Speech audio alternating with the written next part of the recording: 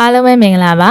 လင်းဖြစ်သူကရဟန်းပေါင်ကိုပြောင်းသွားလို့ရှိရင်လင်ကမ်းမယားကမ်းပြက်ဆဲတဲ့အကြောင်းလေးကိုဥပဒေဘုဒ္ဓတန်အနေနဲ့ဆွေးနွေးပေးသွားမှာပဲဖြစ်ပါတယ်လင်းဖြစ်သူကရဟန်းပေါင်ကိုအပြီးပိုင်ပြောင်းသွားမယ်ဆိုရင်လင်ကမ်းမယားကမ်းအလိုလျောက်ပြက်ဆဲပါတယ်ရဟန်းပြုခြင်းကလူပေါင်လောကကိုစွန့်ခွာခြင်းပဲဖြစ်ပါတယ်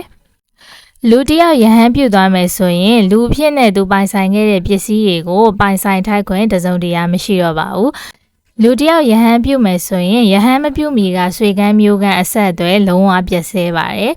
လူတယောက်ကလူလောကကိုစွန့်ခွာရန်ရည်ရွယ်ချက်နဲ့ယဟန်ပြုတ်တာကိုမယားဖြစ်သူကခွင့်ပြုမယ်ဆိုလို့ရှိရင်လင်ကမ်းမယားကပြည့်စဲပါတယ်ယဟန်ပြုတ်တယ်ဆိုတဲ့နေရာမှာရက်ပိုင်းခြားနဲ့ယဟန်ပြုတ်တယ်ဒုံလပတ်ယဟန်ပြုတ်ခြင်းနဲ့တော့မဆိုင်ပါဘူးဒုံလပတ်ယဟန်ပြုတ်ခြင်းဆိုတာကမကောင်းတဲ့ဘေးဥပါအန္တရာယ်တွေကနေကင်းဝေးအောင်လို့ရည်ရွယ်ပြီးတော့ချိုးပြင်းနေမြေသဘောနဲ့ယဟန်ပြုတ်ခြင်းဖြစ်ပါတယ်လူလောကကိုစွန့်ခွာဖို့ရည်ရွယ်ချက်ရည်ရွယ်ပြီးတော့ယဟန်ပြုတ်တာမဟုတ်တဲ့အတွက်ကြောင့်မလို့ဒီနေရာမှာဒုံလပတ်ယဟန်ပြုတ်ခြင်းနဲ့တော့သက်ဆိုင်မှုမရှိဘူးဆိုတဲ့အကြောင်းလေးကိုဥပဒေဘုဒ္ဓအနေနဲ့ဆွေးနွေးပေးလိုက်ရပါတယ်ကျေးဇူးတင်ပါတယ်